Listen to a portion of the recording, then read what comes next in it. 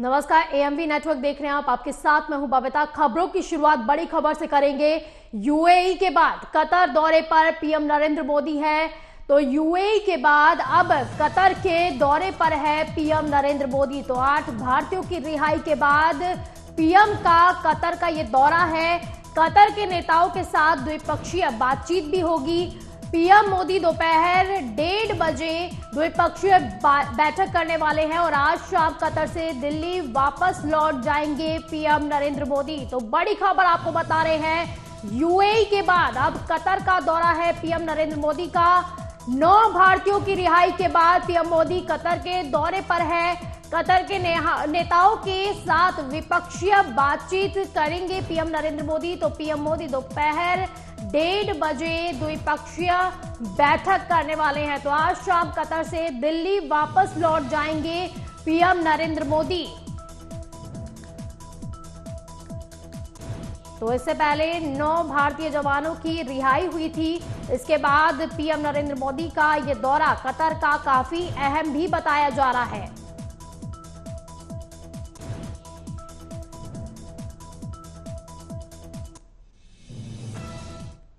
तो अगली बड़ी खबर की ओर रुख करेंगे। किसानों के दिल्ली कूच के बीच आज बड़ी बैठक होने वाली है।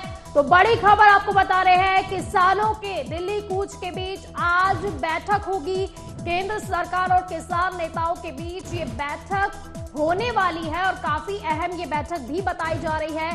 चंडीगढ़ में शाम 5 बजे किसानों के साथ आज बैठक होगी। बैठक में केंद्रीय मंत्री अर्जुन मुंडा मौजूद रहेंगे। बैठक में पीयूष गोयल भी नित्यानंद राय के साथ मौजूद रहने वाले हैं। तो भारतीय किसान यूनियन उग्राहा का बड़ा फैसला, सड़क के बाद आज ट्रेन की पटरी पर घमासान होगा। तो किसानों ने रेलवे ट्रैक जाम करने का ऐलान कर दिया है। दोपहर 12 बजे से शाम 4 बजे तक रेल रोको अभियान जारी रहने वाला है। तो पंजाब हरियाणा बॉर्डर पर लगातार दूसरे दिन भी किसान डटे हुए हैं। शंभू बॉर्डर पर भारी घमासान देखने को मिल रहा है। तो दिल्ली की सभी सीमाओं को सील कर दिया गया है। तो ज्यादा जानकारी के लिए हमारे संवाददाता नागेंद्र भी हमारे साथ जुड़ गए हैं।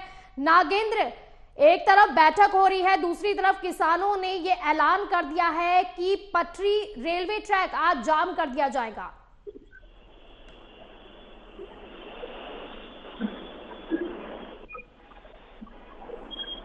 नागेंद्र, आप तक मेरी आवाज पहुंच पा रही है? जी, एक तरफ आज बैठक होने वाली है केंद्र सरकार के साथ और दूसरी तरफ किसानों ने ऐलान कर दिया कि ट्रेन की पटरी पर आज घमासान होगा, रेलवे ट्रैक को जाम किया जाएगा।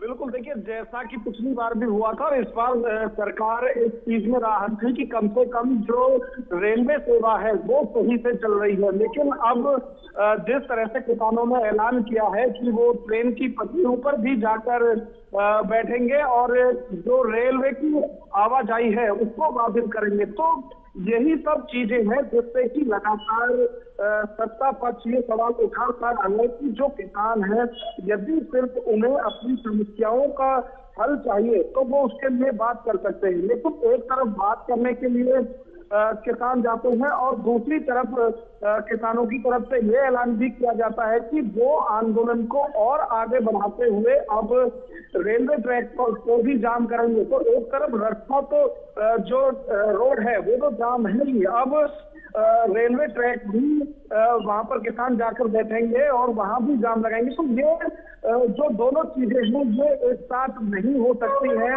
ना तो सरकार से बात साथ चलती रहे और दूसरी तरफ जो आंदोलन है उसका विस्तार होता रहे, तो ये दोनों चीजें एक साथ नहीं चल सकती है। और इसी को लेकर सरकार की तरफ से भी लगातार यही कहा जा रहा है कि जब बातचीत लगातार हो रही थी, 2 राउंड की जो बात है वो किसान नेताओं के साथ मीटिंग हो चुकी थी, उसके बाद भी किसानों ने दिल्ली कूच किया और न सिर्फ किया बल्कि वहाँ जो शंभू बॉर्डर है वहाँ लगातार झड़पें पुलिस है उसके साथ हो रही है। तो यही सब सवाल है और आज यदि बैठक होती है तो उसमें सरकार के तरफ से भी ये पक्ष रखा जाएगा कि दोनों चीजें एक साथ नहीं हो सकती, कि आप उग्र प्रदर्शन भी करें और फिर सरकार के साथ बैठक भी करें। बिल्कुल, क्योंकि दोनों चीजें एक साथ बिल्कुल भी नहीं हो सकती। एक तरफ आप कह रहे हैं कि बातचीत नहीं कर रही है सरकार, और जब सरकार बातचीत करने आ रही है तो आपने दूसरी तरफ ये ऐलान कर दिया रेलवे ट्रैक को हम लोग जाम कर देंगे। नागेंद्र, सबसे पहले ये जानकारी दी कौन सी वो रेलवे ट्रैक है जिसको आज जाम करने की बात की जा रही है? इसके बाद आमजन पर कितना प्रभाव पड़ने वाला है? प्रशासन किस तरह से इस चुनौती का सामना करने वाला है? देखिए, सबसे ज्यादा जो असर है, जो लोग दिल्ली से पंजाब, दिल्ली से हरियाणा और दिल्ली से चाहे वैष्णो देवी या जम्मू कटरा जाते हैं, उनकी परेशानी अब बढ़ने वाली है यदि ट्रैक पर किसान पहुंचता है तो। क्योंकि सबसे ज्यादा जो किसान है वो पंजाब का है और उसके बाद हरियाणा का है, तो वहीं पर जो ट्रैक है रेलवे की वो जाम की जाएगी, जिससे कि इन लोगों को, जो लोग पंजाब और जम्मू के लिए जाते हैं, उनको सबसे ज्यादा समस्याओं का सामना करना पड़ सकता है आने वाले दिनों में। और सरकार को तो जो राजस्व का नुकसान होगा वो होगा ही। तो इन सभी मुद्दों को भी लेकर सरकारी पक्ष की तरफ से भी ये अपना पक्ष रखा जाएगा कि यदि उन किसानों को बैठक करनी हो, अपनी समस्याओं का समाधान चाहिए, तो उससे सहयोग भी सरकार का करना होगा। जी, क्योंकि नागेंद्र, जिस तरह से आपने जानकारी दी, क्योंकि बैठकों का दौर भी जारी है, सरकार अपनी तरफ से पूरी कोशिश कर रही है कि वो किसी न किसी तरीके से किसानों को मना सके, लेकिन कहीं ना कहीं जिस तरह से अब किसान जो हरकतें करता हुआ दिखाई दे रहा है, उससे तो यही लग रहा है कि वो दोहरी राजनीति अपना रहा है। क्योंकि एक तरफ वो बातचीत कर रहा है, दूसरी तरफ वो जो आम जन है, जो भी, चाहे वो कूच करने की बारी हो, चाहे वो रेलवे ट्रैक हो, उसको जाम करने की बात भी वो ऐलान भी कर रहा है। तो क्या कहा जाए कि कहीं ना कहीं किसान जानबूझकर ऐसा कर रहा है कि किसी भी चीजों का, समस्या का समाधान ना हो पाए, क्योंकि केंद्र सरकार तो लगातार बातचीत करने को तैयार है। देखिए, 2020-21 में जो किसान आंदोलन हुआ था उसमें भी 10 से 12 बार ये बैठकें हुई थी किसानों के बीच, किसान संगठनों के बीच और सरकार के बीच, लेकिन उस वक्त भी कोई समाधान नहीं निकला था और किसान अड़ा हुआ था कि जो 3 कानून सरकार ने बनाए हैं उनको वापस लिया जाए। तो सरकार दबाव में आई और उसके बाद जो कानून थे, कृषि कानून, उनको वापस लेना पड़ा। तो अब किसान दबाव की राजनीति कर रहा है। किसान को ये पता है कि कोई भी सत्ताधारी पार्टी जो सत्ता में हो, उसको सबसे ज्यादा वोट का डर होता है, और क्योंकि चुनाव नजदीक है तो इसी सब चीज को देखते हुए किसान की तरफ से ये दबाव सरकार से बनाया जा रहा है कि जिससे उनकी मांगे मान ली जाए।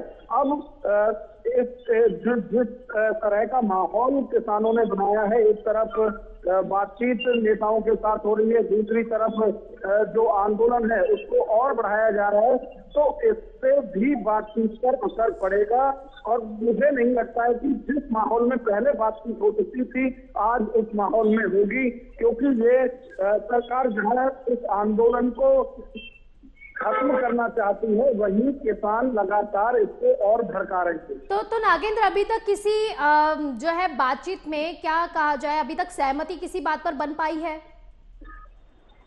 देखिए, जो चंडीगढ़ में बैठक हुई थी 12 फरवरी को, उसमें कुछ मुद्दों पर सहमति बनी थी, उस पर कानून बनाने की बात की गई थी, लेकिन जो किसान है वो लिखित गारंटी चाहता है कि कृषि मंत्री या केंद्र सरकार उन्हें लिखित में आश्वासन दे कि जो एमएसपी का कानून है वो लागू होगा, जिससे कि एमएसपी पर किसानों की फसलें खरीदी जा सके। तो ये बहुत से मुद्दे हैं जिन पर सहमति तो है, लेकिन किसान कुछ ना कुछ अरंगा अपनी तरफ से ऐसा लगा देते हैं, ऐसा लगता है कि उन्हें सरकार से जो चाहिए वो तत्काल चाहिए, आगे फ्यूचर के लिए उन्हें कोई भविष्य। नागेंद्र, इसी बीच में एक धमकी भी किसान नेताओं द्वारा लगातार दी जा रही है कि अगर आज भी कोई सॉल्यूशन नहीं निकलता है, क्योंकि अगर पिछली रात की भी बात की जाए तो किसान संगठन की अपनी भी एक मीटिंग हुई थी और अब केंद्र सरकार के साथ मीटिंग हो रही है, तो एक धमकी उन्होंने दी है कि अगर अभी भी केंद्र सरकार ने हमारी बात नहीं मानी तो बिल्कुल अच्छा नहीं होगा। देखिए, भारतीय एक बात समझ लीजिए कि जो 2020 और 21 में किसान आंदोलन जितना मजबूत था, अभी फिलहाल उतना नहीं है, क्योंकि संयुक्त किसान मोर्चा इससे अलग है और बहुत से जो किसान संगठन है वो इससे अपने आप को अलग कर चुके हैं। वो अभी देख रहे हैं कि जो ये आंदोलन है किस तरह से चलता है, और जैसा कि उग्र होता हुआ दिख रहा है, इसमें बहुत से किसान संगठन हैं जो इस चीज के विरोध में हैं। उनका कहना है कि अपनी बातें रखनी है, शांतिपूर्वक रखी जाए, जिससे कि बातचीत का माहौल हो और सरकार पर भी दबाव हो। लेकिन जिस तरह से लगातार पहले दिन से ही उग्र विरोध प्रदर्शन किसानों की तरफ से किया जा रहा है, उसको लेकर किसान संगठनों में भी एक मत नहीं है। और जहां तक किसान संयुक्त मोर्चा की बात है, तो उनकी तरफ से अलग 16 फरवरी को कॉल की गई है, लेकिन वो सड़कों पर नहीं आएंगे। जो किसान जहां रहते हैं वहीं वो सिर्फ बहिष्कार करेंगे। उस दिन कृषि कार्य से जुड़ा हुआ कोई भी काम किसान नहीं करेगा, यानी कल 16 फरवरी को। तो वो अलग तरह का एक आंदोलन अलग चल रहा है, लेकिन जो अभी दिल्ली के अंदर या दिल्ली बॉर्डर पर हो रहा है, उसको लेकर किसान संगठन भी एकमत नहीं है। चलिए, बहुत बहुत शुक्रिया नागेंद्र आपका इन तमाम जानकारी के लिए।